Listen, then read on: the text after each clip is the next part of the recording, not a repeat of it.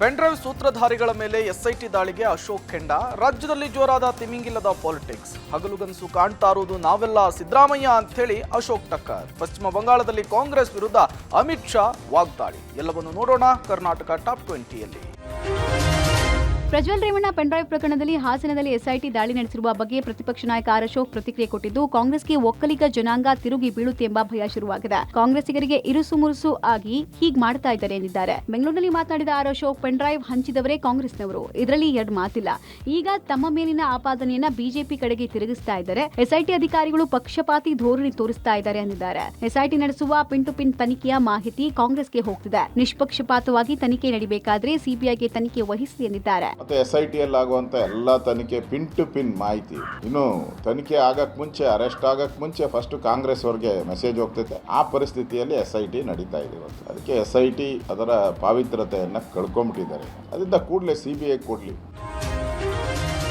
Prajwal case DKShi ತಿಮಿಂಗಿಲ ಅಂತ ಹೆಸರೇಳದೆ ನಿನ್ನೆ Kumaraswamy bomb ಸಿಡಿಸಿದ್ರು. ಈ ಸಂಬಂಧ ವಿಪಕ್ಷ ನಾಯಕ ಅಶೋಕ್ ಪ್ರತಿಕ್ರಿಯಿಸಿದ್ದು, ಪ್ರಜ್ವಲ್ ಪ್ರಕರಣದಲ್ಲಿ ತಿಮಿಂಗಿಲ ಯಾರು ಗೊತ್ತಾಗಬೇಕು, ಆ ತಿಮಿಂಗಿಲ ಕಾಂಗ್ರೆಸ್ದ ಜೆಡಿಎಸ್ ಅಂತ ಗೊತ್ತಾಗಬೇಕು ಅಂತ ಅಶೋಕ್ ಆಗ್ರಹಿಸಿದ್ದಾರೆ. ಆದರೆ ಡಿಕೆಶಿ ಮೇಲಿನ ಬಿಜೆಪಿ ಜೆಡಿಎಸ್ ವಾಗ್ದಾಳಿಗೆ ಸಚಿವ ಶರಣಬಸಪ್ಪ ದರ್ಶನಾಪುರ್ ಕಿಡಿಕಾರಿದ್ದಾರೆ. ಪ್ರಜ್ವಲ್ ಏನು ಡಿಕೆಶಿ ಮಾತು ಕೇಳಿ ಇದನ್ನೆಲ್ಲ ಮಾಡ್ಕೊಂಡ್ರಾ? ಈಗ ಬಿಜೆಪಿ ಜೆಡಿಎಸ್ನವರು ಎಲ್ಲಿದ್ದಾರೆ? ನೇಹಾ ಕೇಸ್ನಲ್ಲಿ ಎನ್ಕೌಂಟರ್ ಮಾಡಬೇಕು ಅಂದಿದ್ರು, ಮತ್ತೆ ಪ್ರಜ್ವಲ್ಗೆ ಯಾಕೆ ಎನ್ಕೌಂಟರ್ ಮಾಡಿ ಅಂತ ಹೇಳ್ತಿಲ್ಲ ಅಂತ ಕೇಳಿದ್ದಾರೆ. ಈ ಮಧ್ಯೆ ಪರಮೇಶ್ವರ್ ಮಾತನಾಡಿ, ಕುಮಾರಸ್ವಾಮಿಗೆ ತಿಮಿಂಗಲ ಯಾರು ಅಂತ ಗೊತ್ತಿದೆ, ಅವರ ಹೆಸರು ಹೇಳಿದ್ರೆ ಮುಗ್ದು ಹೋಗುತ್ತಲ್ಲ, ಗೊತ್ತಿದ್ರೂ ಹೇಳದೆ ಇರೋದು ದೊಡ್ಡ ತಪ್ಪಲ್ವಾ ಅಂತ ಹೇಳಿದ್ದಾರೆ. ಕುಮಾರಸ್ವಾಮಿ ಅವರು ಹೇಳಿದ್ದಾರೆ ದೊಡ್ಡ ತಿಮಿಂಗಲ ಇದೆ ಅಂತ ಹೇಳಿದ್ದಾರೆ. ಅದಕ್ಕೆ DK ಶಿವಕುಮಾರ್ ಅವರು ಹೇಳಿದ್ದಾರೆ ತಿಮಿಂಗಲನ ಬಡ್ದು ತಿನ್ನಲಿ ಅಂತೇಳಿ.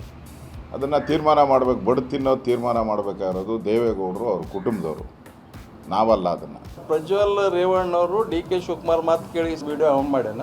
ಇಷ್ಟು ವಿಡಿಯೋ ಮಾಡ್ಯಾನ, ಆದ್ರೆ ಎಷ್ಟು ಮಂದಿ ಹೆಣ್ಮಕ್ಳು ಇದ್ದಿರ್ಬೇಕು? ಎಲ್ಲಾರ ಈಗ BJP JDS ದವರು ಒಂದು ನೇಹಾ ಕೇಸಿಗೆ ಏನು ಹೇಳಿದ್ರು, ಎನ್ಕೌಂಟರ್ ಮಾಡ್ಬೇಕ್ರಿ ಅಂದ್ರೆ, ಈಗ ಪ್ರಜ್ವಲ್ಗೆ ಯಾಕೆ ಎನ್ಕೌಂಟರ್ ಮಾಡಂತ ಹೇಳವಲ್ರು? ಯಾಕೆ ಹೇಳವಲ್ರು? ಅದಕ್ಕೆ ಗೊತ್ತಿದ್ರೆ ಹೇಳ್ಬೋದಲ್ಲ. ತಿಮಿಂಗಿಲ ಯಾರು ಅಂತ ಅವರೇ ಹೇಳಿಬಿಟ್ರೆ ಎಲ್ಲ ಮುಗ್ದೇ ಹೋಗುತ್ತೆ. ತಿಮಿಂಗಿಲ ಇದ್ದಾರೆ ಅಂತ ಗೊತ್ತಿದೆ ಅವರಿಗೆ, ಅದನ್ನು ಹೇಳದೇ ಇರೋದೇ ದೊಡ್ಡ ತಪ್ಪಲ್ವಾ? ಹೇಳಬೇಕು, ಹೇಳಿದರೆ ಭಾಳ ಒಳ್ಳೆಯದು.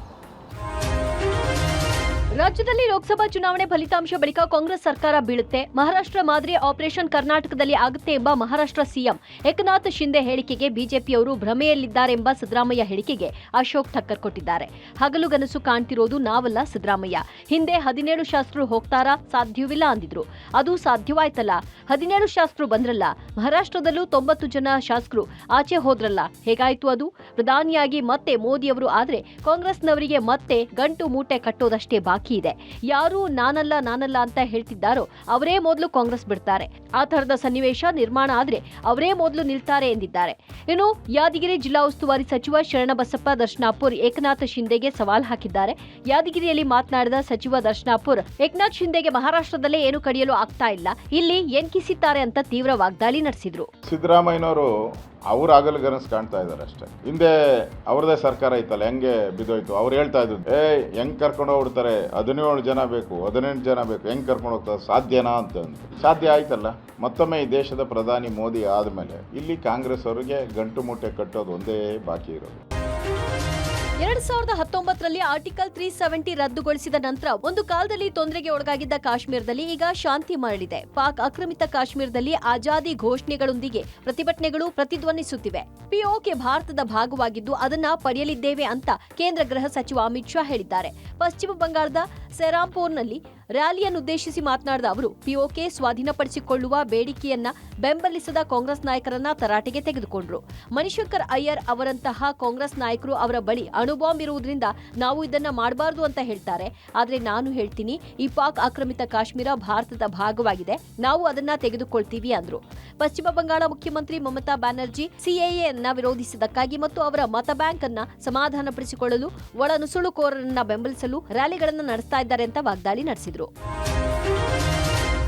ರಾಜ್ಯಾದ್ಯಂತ ಪೂರ್ವ ಮುಂಗಾರಿನ ಮಳೆ ಜೋರಾಗಿದೆ. ಕೆಲವು ಕಡೆಗಳಲ್ಲಿ ಬಿಸಿಲ ಬೇಗೆಯಿಂದ ತತ್ತರಿಸಿದ್ದು ಮಳೆರಾಯ ತಂಪಾಗಿಸಿದ್ರೆ ಮತ್ತೊಂದಿಷ್ಟು ಕಡೆ ಅವಾಂತರಗಳನ್ನ ಸೃಷ್ಟಿಸಿದ್ದಾನೆ. ಹಾಸನದಲ್ಲಿ ಭಾರೀ ಪ್ರಮಾಣದಲ್ಲಿ ಮಳೆಯಾಗಿದ್ದು ಜನಜೀವನ ಅಸ್ತವ್ಯಸ್ತಗೊಂಡಿದೆ. ಕಾಫಿನಾಡು ಚಿಕ್ಕಮಗಳೂರು ಜಿಲ್ಲೆಯಲ್ಲಿ ಧಾರಾಕಾರ ಮಳೆ ಸುರಿದಿದ್ದು ಮೂಡಿಗೆರೆ ತಾಲೂಕಿನಲ್ಲಿ ಹುದುಸೆ ಜಾಣಿಗೆ ಸುತ್ತಮುತ್ತ ಗಾಳಿ ಮಳೆಗೆ ವಿದ್ಯುತ್ ತಂತಿಗಳ ಮೇಲೆ ಮರಗಳು ಬಿದ್ದು ವಿದ್ಯುತ್ ಸಂಪರ್ಕ ಕಡಿತಗೊಂಡಿದೆ. ಚಿಕ್ಕಮಗಳೂರು ತಾಲೂಕಿನ ಮಾಚೇನಹಳ್ಳಿ ಗ್ರಾಮದಲ್ಲೂ ಕೂಡ ಭಾರೀ ಮಳೆಗೆ ಗ್ರಾಮೀಣ ಭಾಗದ ಸೇತುವೆ ಸಂಪೂರ್ಣ ಮುಳುಗಡೆಯಾಗಿದೆ. ಕೆಲವೊಂದಿಷ್ಟು ಕಡೆ ಒಣಗಿದ್ದ ಬೆಳೆಗಳಿಗೆ ಮಳೆರಾಯ ಜೀವಕಳೆ ನೀಡಿದ್ದಾನೆ. ಬೀದರ್, ಭಾಲ್ಕಿ, ಔರಾದ್ ಸೇರಿ ಜಿಲ್ಲೆಯಾದ್ಯಂತ ಬಿರುಗಾಳಿ ಸಹಿತ ಭಾರೀ ಮಳೆಯಾಗಿದ್ದು ಹಲವು ಕಡೆಗಳಲ್ಲಿ ಬೃಹತ್ ಮರಗಳು ಧರೆಗುರುಳಿ ರಸ್ತೆಯಲ್ಲಿನ ಸಂಚಾರಕ್ಕೆ ಅಡಚಣೆ ಉಂಟಾಗಿದೆ. ಇತ್ತ ಬೆಳಗಾವಿ ಜಿಲ್ಲೆಯ ಗೋಕಾಕ್ ಫಾಲ್ಸ್ ಮಳೆಗೆ ತುಂಬಿ ತುಳುಕುತ್ತಿದ್ದು ಪ್ರವಾಸಿಗರ ಕಣ್ಮನ ಸೆಳೀತಾ ಇದೆ.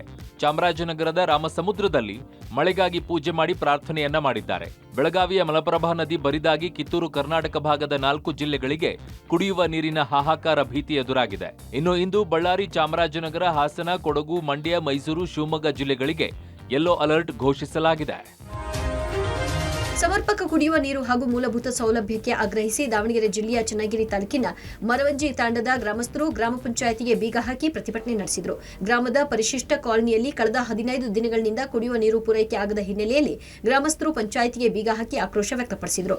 ಗ್ರಾಮದಲ್ಲಿ ಕಂದಾಯ ಕಟ್ಟಿಲ್ಲ ಎಂದು ಅಧಿಕಾರಿ ಕೇಳಿದ್ದಕ್ಕೆ ಗ್ರಾಮಸ್ಥರೇ ಖುದ್ದು ಎಲ್ಲಾ ಮನೆಗಳ ಕಂದಾಯ ವಸೂಲಿ ಮಾಡಿ ಕೊಟ್ಟಿದ್ದೇವೆ, ಇಷ್ಟಿದ್ರೂ ನೀರು ಪೂರೈಕೆ ಮಾಡಿಲ್ಲ ಅಂತ ಆಕ್ರೋಶ ವ್ಯಕ್ತಪಡಿಸಿದರು.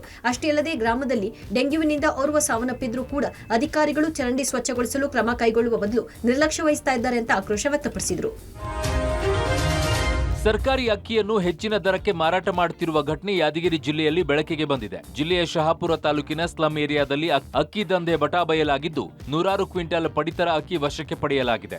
ಯಾದಗಿರಿ ಜಿಲ್ಲಾ ಉಸ್ತುವಾರಿ ಸಚಿವ ಶರಣಬಸಪ್ಪ ದರ್ಶನಾಪುರ ಆಪ್ತನಾದ ಮಲ್ಲಿಕ್ ಅಕ್ಕಿ ದಂಧೆ ನಡೆಸಿರುವುದು ಬೆಳಕಿಗೆ ಬಂದಿದೆ. ಬಡವರ ಹೊಟ್ಟೆ ಸೇರಬೇಕಾಗಿದ್ದ ಅಕ್ಕಿಯನ್ನು ಹಣದಾಸೆ ತೋರಿಸಿ ಖರೀದಿ ಮಾಡಿ ಹೆಚ್ಚಿನ ದರಕ್ಕೆ ಮಾರಾಟ ಮಾಡ್ತಾ ಇದ್ದಾರೆ. ಅಕ್ರಮ ಅಕ್ಕಿ ದಂಧೆಯ ವಿರುದ್ಧ ದೂರು ನೀಡಲು ಮುಂದಾದವರ ಮೇಲೂ ಕೂಡ ಖದೀಮರು ಧಮಕಿ ಹಾಕ್ತಾ ಇದ್ದಾರಂತೆ. ಶರಣಬಸಪ್ಪ ದರ್ಶನಾಪುರ ಆಪ್ತ ಮಲ್ಲಿಕ್ ಮೇಲೆ ಹಿಂದೆಯೂ ಕೂಡ ಅಕ್ಕಿ ಕಳ್ಳತನ ಮಾಡಿರುವ ಕೇಸ್ಗಳಿವೆ. 4 ತಿಂಗಳ ಹಿಂದೆ ಶಹಾಪುರದಲ್ಲೇ ಸರ್ಕಾರಿ ಗೌಡನ್ನಲ್ಲಿ 6,000 ಪಡಿತರ ಅಕ್ಕಿ ಕಳ್ಳತನವಾಗಿತ್ತಂತೆ. ಇಷ್ಟಾದ್ರೂ ಕೂಡ ಅಧಿಕಾರಿಗಳ ನಿರ್ಲಕ್ಷ್ಯದ ವಿರುದ್ಧ ಸಾರ್ವಜನಿಕರು ಆಕ್ರೋಶವನ್ನ ವ್ಯಕ್ತಪಡಿಸ್ತಾ ಇದ್ದಾರೆ. ಯಾರು ಬಂದಿದ್ರು ಧಮಕಿ? ಮಲ್ಲಿಕ್ ಅಂತೇಳಿ ಬಂದಿದ್ರು ಸರ್, ಇಲ್ಲೇ ಬಂದಿದ್ರು. ಏನ್ ಧಮಕಿ ಆಗ್ತದೆ ನೀವು ಅಂತಂದ್ರೆ ಮಾಡಿಸೋದಲ್ಲ, ಇದೊಂದ್ಸಲ ವ್ಯವಹಾರ ಮಾಡಿದ್ದೆ ಮುಂದೆ ಮಾಡ್ಕೊಡಲ್ಲ ಅಂತೇಳಿ ಹೇಳಿದ್ರು ಸರ್. ಯಾರು? ಮಲ್ಲಿಕ್ ಅವರು ಸರ್. ಇದಕ್ಕೆ ತಕ್ಷಣನೇ ಆಫೀಸರ್ಸ್ ಫೋನ್ ಮಾಡಿದ ಮೇಲೆ ಎಲ್ಲ ಫುಡ್ ಆಫೀಸರ್ಸ್ ಬಂದಿದ್ರು ಸರ್.